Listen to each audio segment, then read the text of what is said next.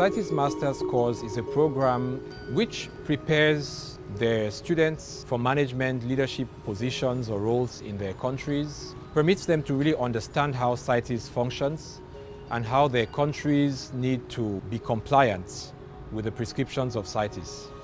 As we mentioned before, many of these countries know about CITES, signed up to CITES, but do not really understand how they can be part of the CITES community.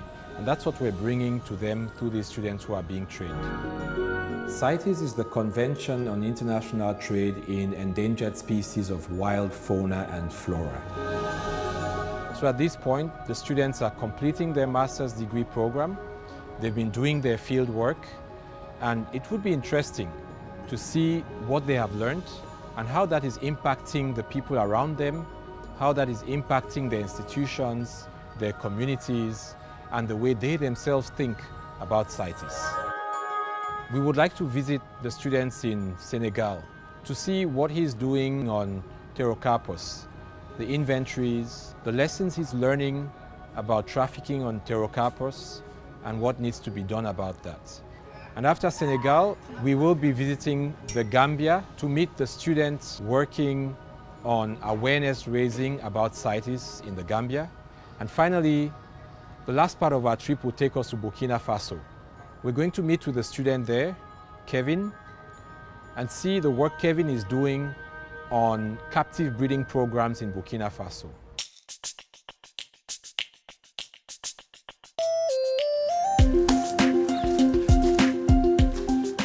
Moi, en tant qu'étudiant au BiCC, j'ai choisi ce sujet de travail sur Pterocarpus erinaceus.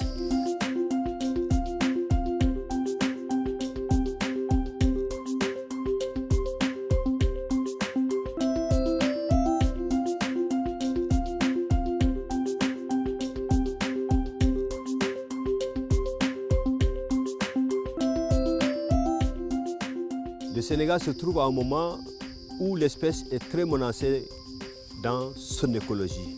En 2016, comme on allait vers la COP17, le Sénégal a porté le dossier, la demande d'inscription à l'annexe 2, en demandant à tous les pays de l'aide de répartition de soutenir la demande. Deuxième chose, on s'est rendu compte que des trafiquants sont installés en Gambie. Et il y avait une complicité des Gambiens, bien sûr avec d'autres Sénégalais, le long de la frontière, et qui exploitaient Pterocarpus erinaceus, qui est exporté vers la Chine à Hong Kong. Alors, en tant qu'étudiant et point focal CITES au Sénégal, la logique voudrait qu'on démontre scientifiquement que l'espèce, dans son milieu naturel, la population sauvage de Pterocarpus erinaceus, est vulnérable. Et la seule façon de le faire, c'est de faire les inventaires de terrain pour voir quelles sont les structures en fonction du diamètre, c'est-à-dire la densité des populations à l'état sauvage, pour montrer au plan scientifique que l'espèce est vraiment vulnérable. Mais aussi, on sait que c'est une espèce maintenant sur le plan économique dont le bois a une valeur très importante. Et donc c'est une espèce qui est recherchée. En termes ce sont des espèces qui peuvent fixer l'azote atmosphérique par ce qu'on appelle les symbioses mycorhiziennes, et donc peuvent jouer un rôle important dans la dynamique de l'azote dans les écosystèmes. Mais aussi, aujourd'hui, le grand défi, c'est d'abord comment lutter contre tout cela, mais ce n'est pas juste lutter contre le trafic de ce bois, mais c'est surtout trouver les solutions pour gérer de façon durable ces peuplements. Or, pour gérer pour une gestion durable, on a besoin d'informations qu'on appelle des données, des evidences, comme on les appelle en anglais, des données probantes, donc des données issues d'une recherche scientifique sur lesquelles on peut s'appuyer pour élaborer des schémas d'aménagement et arriver à gérer durablement ces populations de Pterocarpus erinaceus.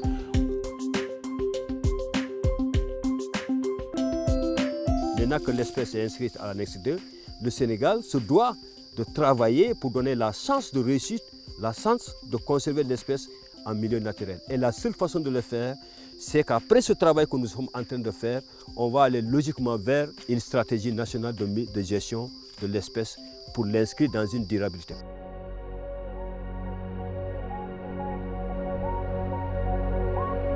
Gambia have lost a lot of revenue before. because people are crossing with even scores, trophies of wildlife, but they don't know that it's value.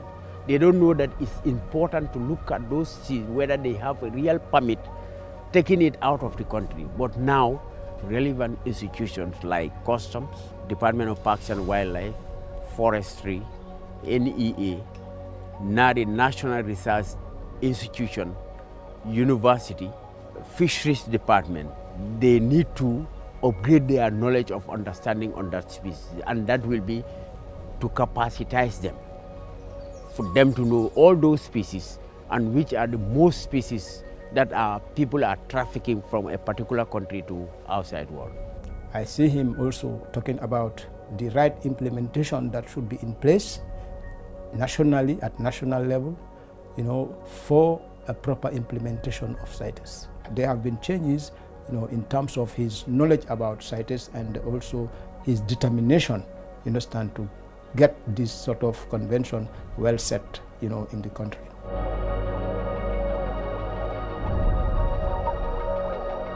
After this sensitizing these people, custom and forestry, those people now, they have at least 40 to 50% of knowledge that they are exporting something from Gambia without considering CITES procedures. Now they are getting into.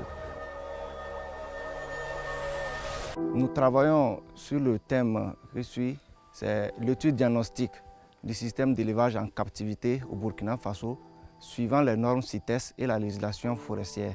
Et nous constatons aussi que le Burkina Faso ne dispose pas de données sur l'élevage en captivité au niveau du Burkina Faso. Et aussi, nous trouvons que l'élevage en captivité au Burkina Faso est une activité en plein essor, mais aussi en expérimentation. Et nous voulons que par cette étude, nous puissions en tout cas donner aux acteurs qui veulent s'investir quelques caractères propres aux espèces, mais aussi que cette étude soit une base de référence pour ceux qui voudront s'y investir.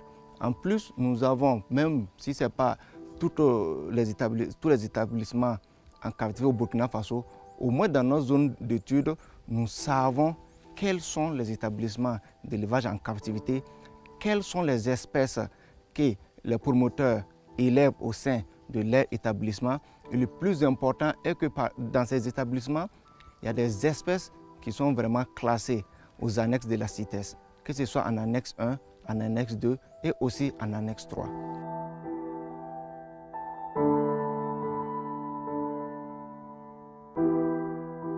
Mais je me dis que c'est réellement un plus, puisque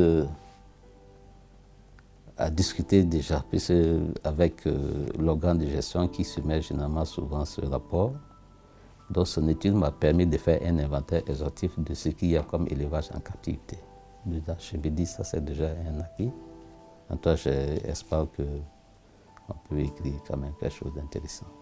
Okay. En tout cas, on pourra donner l'information à la communauté internationale, communauté scientifique pour mieux valoriser en fait ces travaux. Je pense que je tire beaucoup de cette expérience. D'abord, ça a été un réel renforcement de capacité pour moi d'abord, mais aussi pour l'administration forestière Burkina Faso, parce que nous pouvons dire qu'actuellement, même si ce n'est pas un renforcement de capacité à grande échelle, mais nous commençons au moins à disposer d'un minimum, en tout cas, qui va nous amener à arriver à une mise en œuvre efficiente de la CITES au niveau du Burkina Faso. We hope that we are going to see a trickle-down effect. For these 12 students who have been trained, we would like to see other people benefiting from the training that they have received in various ways, from coaching, mentoring, formal training, or just awareness raising and different ways of interaction. And so we hope that this investment would have been a very useful one, and it's going to impact the lives, the careers of hundreds of thousands of other experts, government workers, and NGO personnel in the combating wildlife trafficking arena in West Africa.